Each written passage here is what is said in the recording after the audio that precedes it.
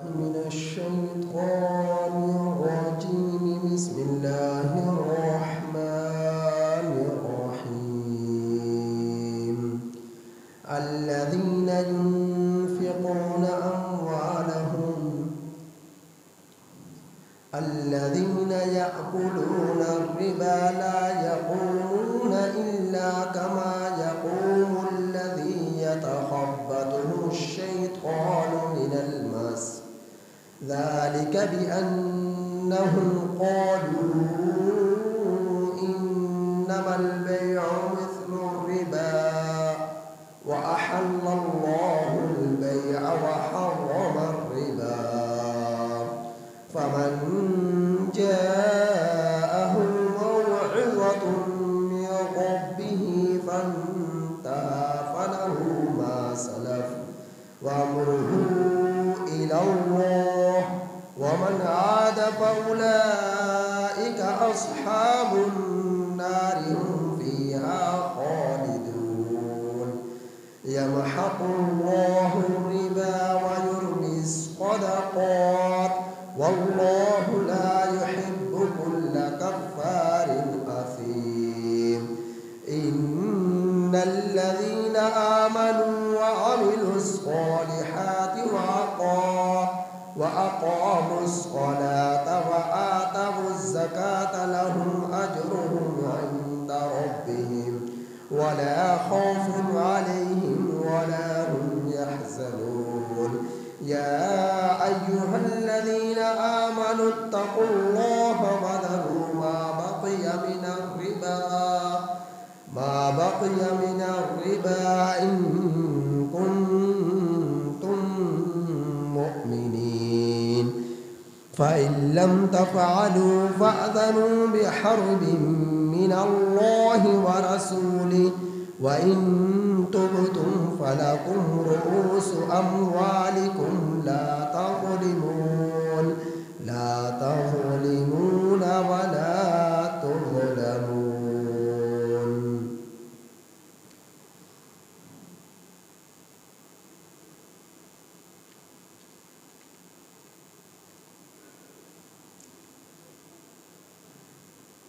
یہ سورہ بقرہ آیت نمبر 275 تا 279 تک آپ حضرات کے سامنے تلاوت ہے. یہ سورہ بقرہ کی آیت نمبر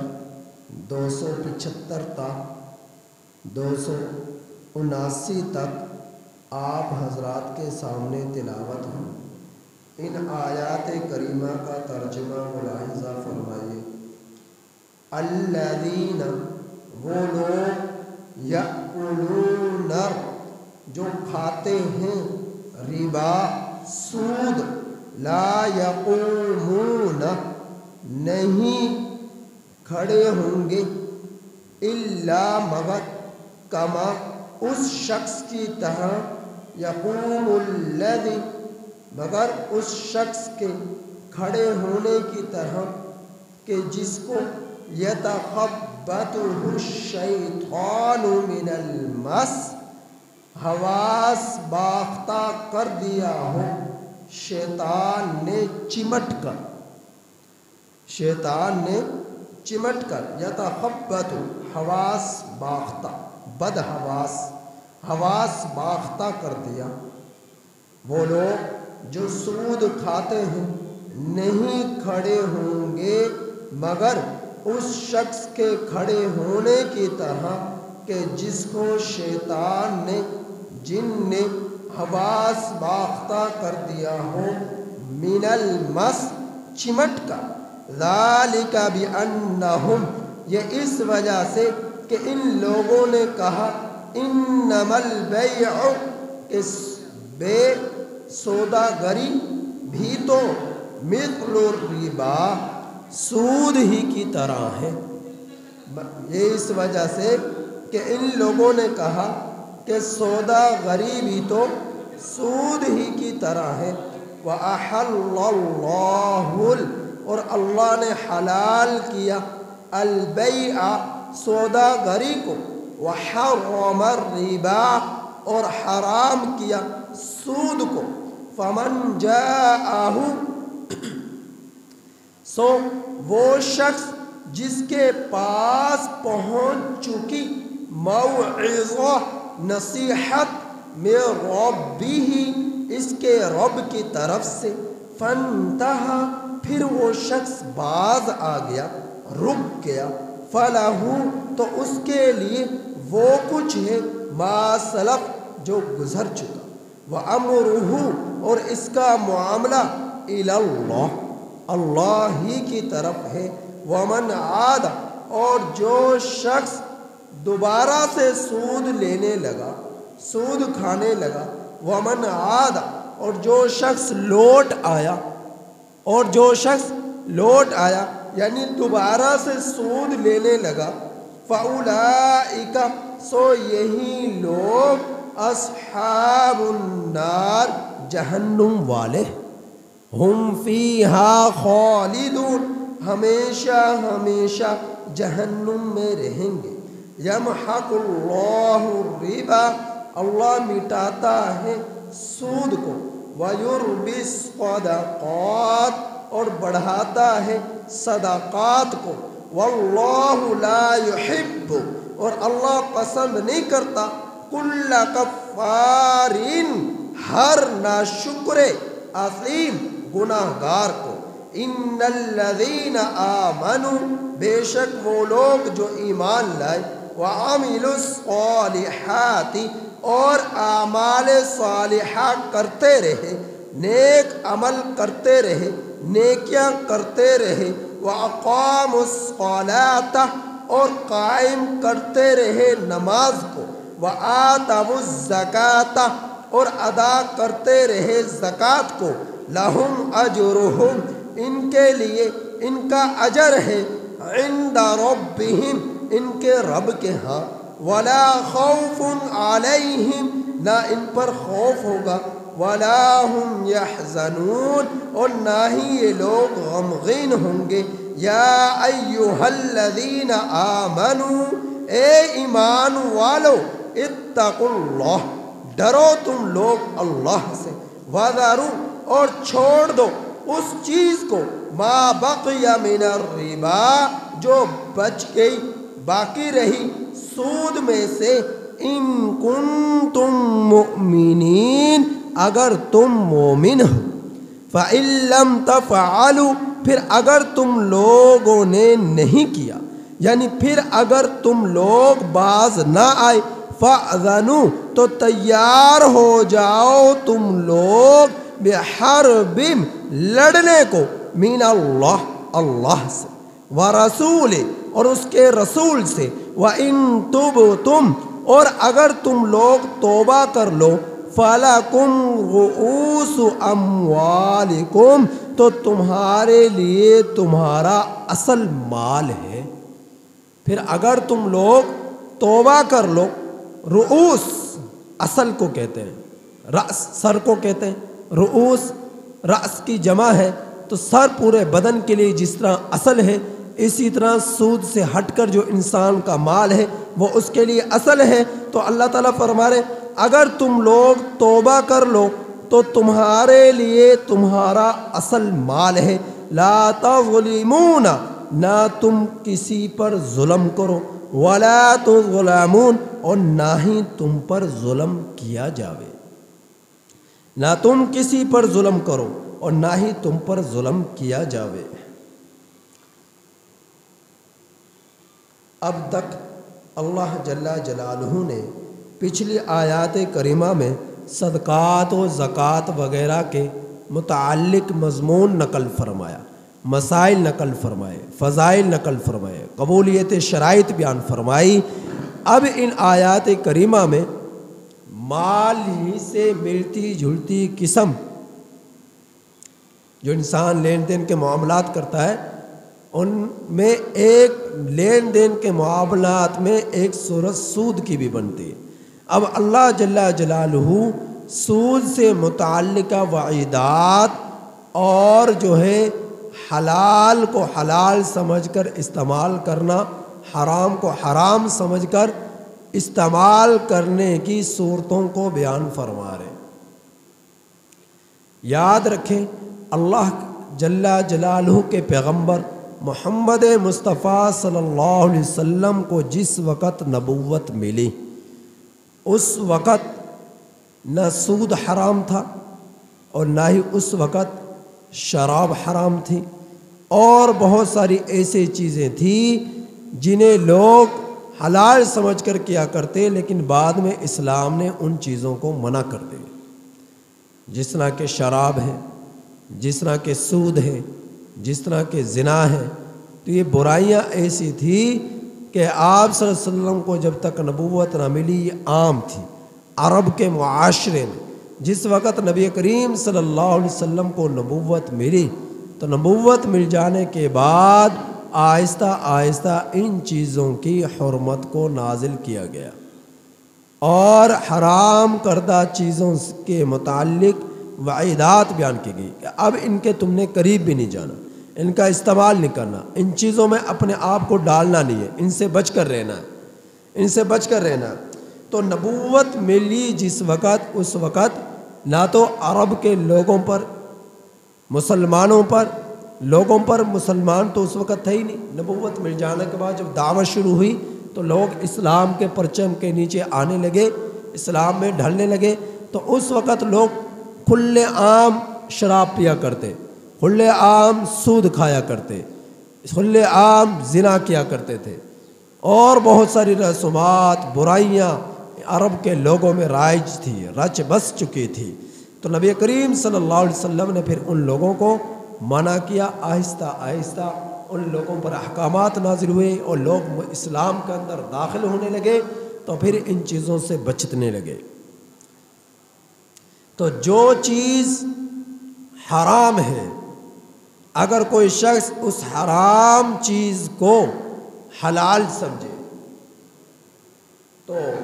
بالاتفاق ایسا شخص کافر ہے۔ مثال کے طور پر نماز پڑھنا فرض ہے، اب کوئی اس کی فرضیت کا انکار کرے، نہیں نماز فرض نہیں ہے، نماز فرض نہیں ہے، اس کی فرضیت کا انکار کرے تو یہ کفر تک پہنچ گیا، کافر ہو گیا۔ زکوٰۃ فرض ہے، کوئی کہ نہیں اسلام میں زکوٰۃ کا کوئی تصور نہیں، تو یہ کافر ہو گیا۔ روزے فرض ہیں، اب کوئی شخص کہے کہ نہیں روزوں کا اسلام میں کوئی تصور نہیں، کوئی فرضیت نہیں، تو یہ شخص کافر ہو گیا۔ حج فرض ہے، حج کی فرضیت کو کوئی انکار کرے، ایک ہے کہ حج نہ کرنا، ایک ہے کہ روزے نہ رکھنا، ایک ہے کہ زکوٰۃ نہ ادا کرنا، ایک یہ ہے کہ ان کی فرضیت کا ہی انکار کر دینا۔ فرضیت کا انکار کرنا تو انکار کرنے والا منکر کافر ہو جائے گا بالاتفاق ائمہ مفسرین کے نزدیک، ائمہ فقہاء کرام کے نزدیک، اور حضرات صحابہ کرام کے نزدیک کیا ہے، وہ شخص کافر ہو جائے گا۔ اور اگر کسی فرض کو وہ کرتا ہے، اگر کسی فرض کو وہ کرتا ہے، فرض کو فرض سمجھتا ہے لیکن سستی کرتا ہے، اسے حرام سمجھ رہا ہے لیکن چھوڑ رہا ہے۔ نماز فرض ہے، سب کو پتہ ہے فرض ہے، لیکن سستی کرتا ہے، نماز نہیں پڑھتا۔ روزے فرض ہے لیکن سستی کرتا ہے، پتہ ہے، یقین ہے، ایمان ہے کہ روزے فرض ہیں، لیکن نہیں کر رکھتا، سستی کرتا ہے، کمزوری دکھاتا ہے، جان بوجھ کے نہیں رکھتا، تو یہ کیا ہے، کافر نہیں ہے، بلکہ یہ سخت گناہ گار ہے۔ تو اسے کافر نہیں کہیں گے، یہ سخت گناہ گار ہے کہ جس نے فرضیت کی ادائیگی میں کوتاہی برتی، جس نے فرضیت کی ادائیگی میں کوتاہی برتی، تو یہ کیا ہے، سخت گناہ گار ہے، سخت گناہ گار ہے۔ تو اللہ جل جلالہ نے ان آیات کریمہ میں واضح طور پر سود کی حرمت کو بیان فرمایا ہے، سود کی حرمت کو بیان فرمایا، اور فرمایا کہ وہ لوگ جو سود کھاتے ہیں، ربا کا معنی کیا، سود کھانا، جو لوگ سود کھاتے ہیں تو ان کی وعید بیان کی کہ وہ کل قیامت کے دن اس حالت میں اٹھیں گے کہ جیسے کہ کسی شخص پر جنات کا اثر ہو، جادو کا اثر ہو اور وہ حواس باختہ ہو جائے۔ آپ نے دیکھا ہوگا جب کسی پر جنات آ جائیں، جنات کا سایہ آ جائے اور جنات پوری طرح اس پر غالب آ جائیں تو اس شخص کو کوئی ہوش نہیں ہوتی، اپنا سر زمین پر مارتا ہے، ہاتھ مارتا ہے، پاؤں مارتا ہے، گالیاں دیتا ہے، ٹکرے مارتا ہے، تو برا حال اس شخص کا ہو جاتا ہے۔ تو حواس باختہ، ہوش ہی کچھ نہیں ہے، اسے پتہ ہی نہیں میں کیا کر رہا ہوں، حواس باختہ، ایسا بدحواس ہو جائے تو اللہ تعالیٰ فرما رہے جو سود کھاتے ہیں کل قیامت کے دن انہیں اس انداز میں کھڑا کیا جائے گا جس طرح کے حواس باختہ شخص ہوتا ہے، جس کو جنات حواس باختہ کر دیں، جس کو جنات جو ہے پوری طرح چمٹ کر اس کے اندر گھس کر اس کو حواس باختہ کر دیں، تو ایسے انداز میں سود کھانے والا شخص کل قیامت کے دن قبروں سے اٹھے گا، اپنی قبر سے اٹھے گا اور میدان حشر میں جمع ہوگا۔ اب رہی بات یہ جنات کا لوگوں پر اثر ہو جانا، ان پر غلبہ کر لینا، ان کو حواس باختہ کر لینا، تو اس کی حقیقت ہے ایسا ہوتا ہے کہ بسا اوقات جنات انسان کے وجود میں سرایت کر جاتے ہیں، اسے تنگ کرتے ہیں، اسے پریشان کرتے ہیں، تو اس کی حقیقت ہے کہ انسان کو پریشان کر دیتے ہیں، لیکن ہر بیماری کو سحر اور جنات کی طرف منسوب کر دینا، ہر بیماری کو سحر اور جنات کی طرف منسوب کر دینا۔ کوئی شخص بیمار ہونے لگا، اکثر بیمار رہتا ہے، اب جو ہے بجائے اطباء کے پاس جانے کے، ڈاکٹرز کے پاس جانے کے، اب گھر والوں نے یہی یقین پوری طرح جما لیا کہ اس پر تو جنات کا اثر ہے، اور اب آپ دیکھیں گے کہ ہر دوسرے شخص کے متعلق لوگوں میں یہ تصور بیٹھ چکا ہے، پورا یقین ہو چکا ہے، یعنی ہر بیماری کو جنات کی طرف منسوب کرتے ہیں۔ کسی کے پاس چلے جاؤ، عامل کے پاس، وہ اس نے سیدھی یہی بات کہنی آپ کے اوپر جنات ہیں، کسی آپ کے قریبی نے آپ کے اوپر جادو کر دیا ہے، سب سے پہلے یہی کہیں گے کسی قریبی نے آپ کے اوپر جادو کر دیا، سب سے پہلے تو اسے ہلائیں گے۔ اب جس کے اس کے محلے میں، اس کے گھر میں کسی سے اگر انبن چل رہی تھی، کوئی ناراضگی چل رہی تھی، تو اس کا فوراً ذہن اسی کی طرف جائے گا کہ اس نے میرے اوپر تعویذ گنڈے کر دیے ہیں، اس نے میرے اوپر جادو کر دیا ہے، اس نے میرے اوپر جو ہے سحر کر دیا ہے۔ اب جس عامل کے پاس گیا اس نے تو اس کے دل کے اندر پہلے ہی اسے وسوسہ تھا کہ میرے اوپر جادو کر دیا، ٹونا کر دیا، سحر کر دیا کسی شخص نے۔ اب کسی عامل کے پاس چلا گیا تو اس نے بھی فوراً یہ کہہ دیا تیرے اوپر جادو ہے، تیرے اوپر سحر ہے، تیرے اوپر جادو ہے، تیرے اوپر سحر ہے، تیرے کسی اپنے قریبی نے کر دیا۔ اور سب سے پہلے یہ کہیں گے تجھے کسی نوجوان لڑکے نے کوئی چیز کھلائی ہے، کسی نوجوان لڑکے نے تیرے اوپر کوئی جادو ٹونا وغیرہ کروایا ہے، تو اس وجہ سے تیرا یہ حالت ہے۔ تو ہمارے عقائد اب کمزور ہو گئے، ہمارے عقائد اب کمزور ہو گئے، ہمارا ایمان کمزور ہو گیا ہے۔ میں یہ نہیں کہتا کہ جنات وغیرہ کا اثر نہیں ہوتا، ہوتا ہے، لیکن یہ نہیں کہ ہر بیماری کو جنات ہی کی طرف منسوب کر دینا، جادو ہی کی طرف منسوب کر دینا، سحر ہی کی طرف منسوب کر دینا۔ ایسے سینکڑوں میرے سامنے واقعات ہیں کہ لوگوں کے پاس جاتے اور سب سے پہلے جو وہ انہوں نے بتلایا کہ وہ یہی کہتے ہیں کہ سب سے پہلے یہ کہتے ہیں تیرے اوپر کسی نے جادو کر دیا، تیرے اوپر جنات کا اثر ہے، سب سے پہلے اس سے عامل یہی کہیں گے، اور اس کے ذہن میں فوراً بات یہ آ جاتی ہے میرے خاندان میں، میرے ڈیرے میں، میرے بستی میں، میرے علاقے میں، میرے رشتہ داروں میں فلاں شخص سے میری انبن چل رہی ہے، وہ لوگ مجھ سے نفرت کرتے ہیں، تو انہوں نے لازماً میرے اوپر سحر کروایا ہے، انہوں نے میرے اوپر لازماً جادو کروایا ہے، بس اس کے دل میں بیٹھ جاتی ہے اور نفرت بڑھتی چلی جاتی ہے، نفرت بڑھتی چلی جاتی ہے۔ تو ہر بیماری کا مطلب یہ نہیں ہوتا کہ اس کے اوپر جادو ہو گیا ہے، اس کے اوپر ٹونا ہو گیا ہے، اس کے اوپر جنات کا اثر ہے۔ ہر بیماری کا یہ مطلب نہیں ہوتا، سحر ہوتا ہے لیکن یہ نہیں کہ ہر شخص کے اوپر ہی سحر ہوتا ہے، جنات کے اثرات بھی ہوتے ہیں لیکن یہ نہیں کہ ہر شخص پر جنات کے اثر ہوتے ہیں۔ یاد رکھو جس شخص کا جیسا یقین بن گیا اللہ تعالیٰ کی طرف سے ایسے ہی فیصلے ہو جاتے ہیں۔ جس کی طرف نظر جمالی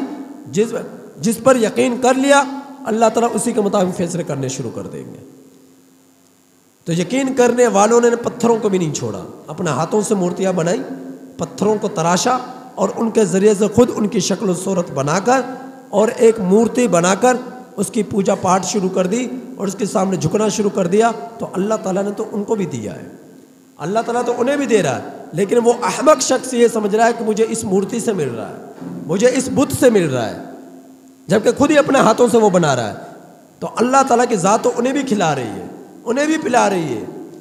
دکھ سکھ کے فیصلے اللہ تعالیٰ ان کے لیے بھی کر رہا ہے، لیکن اس کا یقین یہ بنا ہوا ہے کہ سب کچھ جو ہو رہا ہے یہ اسی مورتی کے عوض ہو رہا ہے، اسی کی بدولت الیاذ باللہ ہو رہا ہے، اس کا یقین یہ بنا ہوا ہے۔ تو آج اگر جس طرف ہمارا یقین ہوگا اللہ تعالیٰ اسی کے مطابق فیصلے فرما دیں گے۔ تو جنات کا بھی اثر ہوتا ہے، لیکن یہ نہیں کہ ہر بیماری کے پیچھے جنات ہی ہوتے ہیں، ہر بیماری کے پیچھے جادو ہی ہوتا ہے، ہر بیماری کے پیچھے ٹونا ہی ہوتا ہے، اس کا مطلب یہ نہیں ہے، تو یہ تو ایک انتشار پھیلانا ہے خاندانوں میں، یہ تو ایک پھوٹ ڈالنا ہے خاندانوں میں کہ ہر شخص یہ کہہ دینا کہ بھئی تیرے اوپر تیرے کسی اپنے عزیز نے، قریبی نے تیرے اوپر جادو کیا ہے، تیرے اوپر سحر کیا ہے، اس کی وجہ سے تیرا یہ معاملہ بنا ہے، تیرا کاروبار نہیں چلتا، تیرے گھر میں بد امنی ہے، تیرے گھر کے اندر جو ہے لڑائی جھگڑے چلتے ہیں۔ عام طور پر عاملوں کو پتہ ہوتا ہے آج زیادہ مسائل کیا ہیں گھروں میں، بے روزگاری ہے، وہ سب سے پہلے بے روزگاری کا کہیں گے خود بخود، کاروبار آپ کا ٹھیک نہیں چل رہا۔ آج گھروں میں کیا ہے، لڑائی جھگڑے چل رہے ہیں، وہ فوراً کہیں گے تمہاری بیوی سے تمہارا تعلقات ٹھیک نہیں ہے، تمہارے بچے بھی تمہارے فرمانبردار نہیں ہیں، تمہارے خاندان والوں سے بھی تیری نہیں بنتی، وہ عامل فوراً کہے گا، کیونکہ ان کے پہلے ہی تجربہ ہوتا ہے کہ آج کل ماحول میں معاشرے میں چل کیا رہا ہے، تو وہی بات جو تجربے میں آ رہی ہے وہی بات ہے، کہہ دیتے ہیں۔ اب جو مریض گیا وہ بھی مان لیتا کہ واقعتاً یہ تو بڑا پہنچا ہوا عامل ہے، جو یہ کہہ رہا ہے ہو تو ایسا ہی رہا ہے جیسا یہ عامل کہہ رہا ہے۔ تو یہ ہمارے ایمان کی کمزوری ہے، ہمارے ایمان کی کمزوری ہے۔ جو کچھ ہوتا ہے میرے رب کے حکم سے ہوتا ہے، جو کچھ بھی ہوتا ہے اچھا ہو یا برا ہو میرے رب کے حکم سے ہوتا ہے۔ کبھی ہم لوگ جتنے ہم عاملوں کے پاس جاتے ہیں، جتنا ہم عاملوں کے پاس جا کر لاکھوں روپے خرچ کر دیتے ہیں، پٹرول بھی خرچ کرتے ہیں اور ادب کے ساتھ ان کے سامنے جھکتے ہیں، واہ کرتے ہیں، لو جی یہ تو بڑا پہنچا ہوا عامل آ گیا۔ کبھی کہ اللہ تعالیٰ کے سامنے سجدوں میں گرے ہو، کبھی اپنے رب کے سامنے گڑ گڑائے ہو، کبھی اپنے رب سے اپنی بیماریوں سے نجات کی دعائیں مانگی ہیں؟ اللہ کو تو چھوڑ دیا اور غیر اللہ کے سامنے ہماری دوڑیں لگ گئی ہیں، اپنے رب کو چھوڑ دیا، غیر اللہ کے سامنے ہماری دوڑیں لگ گئی ہیں۔ تو اللہ تعالیٰ سے کبھی مانگ کر دیکھو، تہجد پڑھو، نمازیں پڑھو اور رزق حلال کماؤ، حلال کمائی کے حصول کی طلب میں لگ جاؤ۔ یہ سارے معاملات کب چلتے ہیں؟ حرام غذاؤں کی وجہ سے۔ حرام غذا سے کبھی بھی گھر میں سکون نہیں آئے گا، یہ بات یاد رکھنا۔ جو سود کھاتے ہیں، جو زنا کرتے ہیں، شراب پیتے ہیں، جوا کھیلتے ہیں، حرام کام کرتے ہیں، نمازیں چھوڑتے ہیں، فرضیت کو چھوڑتے ہیں، روزوں کو چھوڑتے ہیں، حقوق کو پامال کرتے ہیں، تو ایسے گھروں میں سکون نہیں آیا کرتا۔ باقی نفع حقی کا خیال نہیں کرتے تو ایسے گھروں میں سکون نہیں آیا کرتا۔ اللہ کے کلام سے بڑھ کر کوئی چیز طاقتور چیز نہیں ہے، اللہ کی ذات سے بڑھ کر پوری روئے زمین پہ کوئی طاقتور حقیقی بادشاہ نہیں ہے۔ اللہ رب العزت کے پاس جو ہے، تو اللہ رب العزت ہی سب کچھ کرنے والے ہیں۔ تو جب ساری چیزوں کے اختیارات اور تمام مخلوقات میں طاقتور ذات اللہ کی ہے، تو اپنے رب کے سامنے گرو، اس کے سامنے گڑ گڑاؤ، اس سے مانگ کر دیکھو، پھر دیکھو اللہ رب العزت کی طرف سے مدد آتی ہے کہ نہیں آتی، خوشحالیاں آتی ہے کہ نہیں آتی۔ حرام کاموں کو ہمیشہ کے لیے چھوڑ دو، خیر بات کہہ دو، جھوٹ کو چھوڑ دو، سود کو چھوڑ دو، رشوت کو چھوڑ دو، زنا کو چھوڑ دو، شراب کو چھوڑ دو، جوے کو چھوڑ دو، جتنے بھی برے کام ہیں سب شیطانی کاموں کو چھوڑ دو، تو دیکھنا پھر گھروں میں سکون کس طرح آتا ہے۔ آج ہماری مسجدیں ویران ہیں، ہمارے گھر اعمال سے جو ہے ویران ہیں، ہمیں تو پھر اولاد نافرمان کیوں نہیں ہوں گی؟ پھر خوشحالیوں سے محروم انسان کیوں نہیں ہوگا؟ بے سکونی کیوں نہیں آئے گی؟ کیونکہ ہر کام ہمارا شیطانی طریقے پر چل رہا ہے، شیطانی طریقے پر چل رہا ہے، اور اللہ رب العزت کے احکامات سے ہم کوسوں دور ہو چکے ہیں۔ تو جب تک ہم اپنے رب سے تعلق کو، لوگوں کو مضبوطی کے ساتھ استوار نہیں کریں گے، اس وقت تک ہم جو ہے ہمارا ایمان مضبوط نہیں ہو سکتا، اس وقت تک ہمارے گھروں میں خوشحالیاں نہیں آئیں گی، اس وقت تک ہماری اولادیں فرما بردار نہیں ہوں گی، اس وقت تک گھروں سے لڑائی جھگڑے ختم نہیں ہوں گے، جب تک ہم اپنے رب سے تعلقات کو مضبوط نہیں کر لیں گے۔ تو جنات کا اثر ہوتا ہے، جنات کا اثر ہوتا ہے کہ نبی ایک مسند احمد کے اندر ہے، حضرت عائشہ صدیقہ رضی اللہ تعالیٰ عنہ فرماتے ہیں کہ نبی کریم صلی اللہ علیہ وسلم نے ایک مرتبہ ذکر فرمایا۔ کس کا ذکر فرمایا؟ کہ ایک شخص تھا، وہ مشہور ہو گیا، جنات کی کہانیاں سنایا کرتا، جنات کی باتیں سنایا کرتا۔ وہ شخص گم ہو گیا، غائب ہو گیا، سینکڑوں سال تک غائب رہا۔ تو ایک مدت کے عدم غائب ہونے کے بعد وہ آیا، اور جب وہ آیا تو جنات کے حالات بتلایا کرتا، جنات کی کہانیاں سنایا کرتا۔ تو نبی کریم صلی اللہ علیہ وسلم سے جب اس شخص کے بارے میں پوچھا گیا تو نبی کریم صلی اللہ علیہ وسلم نے ارشاد فرمایا کہ اس شخص کو جنات اٹھا کر لے گئے تھے، تو ایک مدت کے بعد اس شخص کو دوبارہ لے کر آئے۔ تو اب اس نے چونکہ جب یہ جنات اٹھا کر لے گئے تھے اس وقت یہ ان کے اندر رہا، اس نے ان کے حالات دیکھے، ان کے جو ہے معاملات کو دیکھا، تو اب آ کر ان کے جو ہے حالات کو سنا رہا ہے۔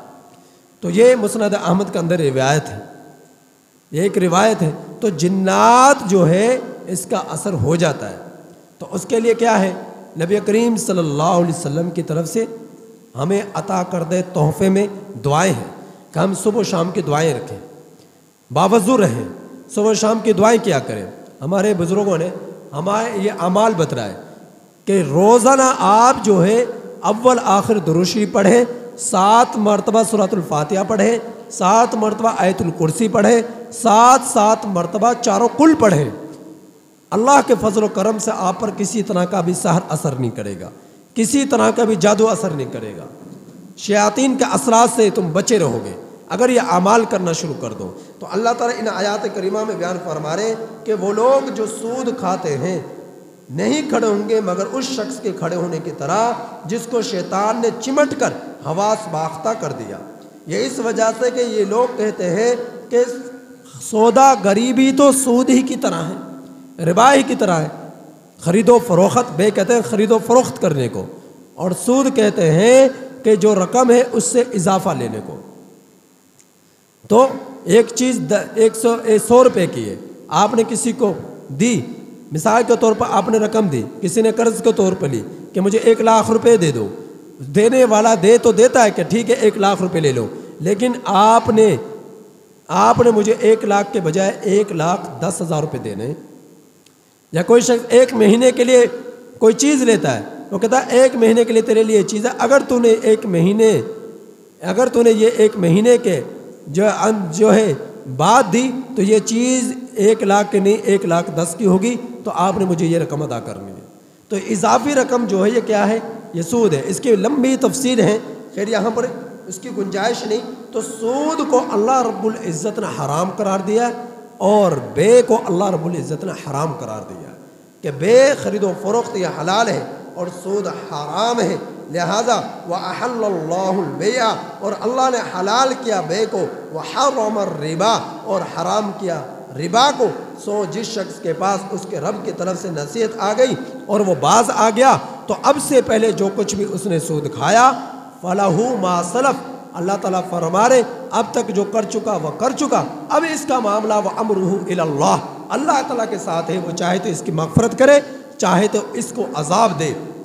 اس کے عوض۔ اور یقیناً جب کوئی شخص توبہ کر لیتا ہے سچے دل سے تو اللہ رب العزت اس کے گزشتہ تمام گناہوں کو معاف فرما دیتے ہیں، گزشتہ تمام گناہوں کو معاف فرما دیتے ہیں۔ تو فرمایا کہ اگر یہ شخص توبہ کرنے کے بعد دوبارہ سود کھانے لگا، دوبارہ سود لینے لگا، تو اللہ تعالیٰ فرما رہے وَمَنْ عَادَ فَأُولَٰئِكَ أَصْحَابُ النَّارِ، یہی لوگ جہنم والے ہیں اور یہ ہمیشہ ہمیشہ کے لیے جہنم میں رہیں گے۔ جو سود کھاتے ہیں ہمیشہ ہمیشہ کے لیے جہنم رہیں گے۔ یہ کب رہیں گے؟ جب سود کو حلال سمجھ کر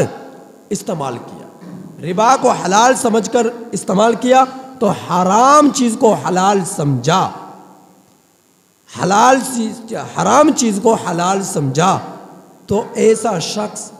بالاتفاق ائمہ تفسیر کافر ہو جاتا ہے۔ اور اگر حرام چیز کو حرام سمجھ کر ہی کیا تو یہ شخص گناہ کبیرہ کا مرتکب ہوا، کافر نہیں ہوگا، گناہ کبیرہ کا مرتکب ہوگا۔ تو اس کی تفصیل میں بیان کر چکا۔ تو ایسا شخص جس نے حرام چیز کو حلال سمجھا یا حلال چیز کو حرام سمجھا، دونوں کو برعکس کر لو، یعنی کہ شریعت میں یہ چیز حرام ہے جبکہ وہ حلال ہے، یا شریعت میں یہ چیز حرام ہے جبکہ وہ چیز حلال ہے، تو ایسا شخص کفر تک پہنچ جاتا ہے۔ جب کفر تک پہنچ گیا تو اللہ تعالیٰ فرما رہے ہم فیہا خالدون، ہمیشہ ہمیشہ کے لیے جہنم میں رہے گا۔ خلد کہتے ہیں جہاں سے نکلنا نہ ہو، ہمیشہ ہمیشہ کے لیے رہنا ہو۔ تو ظاہر ہے کافر کبھی بھی جہنم سے نہیں نکلیں گے۔ گناہ کبیرہ کا مومن ہے، گناہ کبیرہ کا مرتکب کرنے والا ہے تو وہ بھی ایک نہ ایک دن جہنم سے نکل آئے گا، لیکن جس کے دل میں کفر ہے، کفر کیا اس نے، تو وہ شخص کبھی بھی جہنم سے نہیں نکلے گا، وہ ہمیشہ ہمیشہ کے لیے جہنم میں رہے گا۔ تو سود کو جو حلال سمجھ کر استعمال کرتے ہیں تو ایسے لوگ کفر تک پہنچ جاتے ہیں، اور کافروں کی سزا جو ہے وہ ہمیشہ ہمیشہ کے لیے جہنم کے اندر رہنا ہے۔ باقی تفصیل انشاءاللہ میں کل بیان کروں گا۔ اللہ تعالیٰ سے دعا ہے کہ اللہ تعالیٰ ہم میں سے ایک کو صحیح سمجھ عطا فرمائے۔